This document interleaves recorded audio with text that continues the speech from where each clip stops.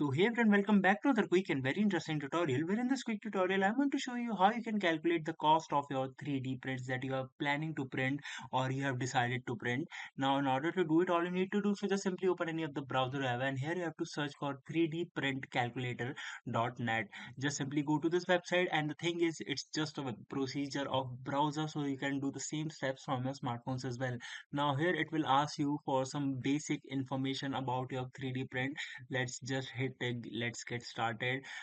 Just simply name the project, and the currency in which you want to calculate the cost, and just give it the things that it will ask about your project, and at the end it will generate the total things like what the amount of filaments, the amount of energy that have been consumed, the printers depreciations as well, and the labor cost as well. Alright, so that's it for this tutorial. I hope this video will be helpful for you. Make sure to hit the like button and subscribe button for more such helpful and interesting tutorials. See you in the next one. Take care.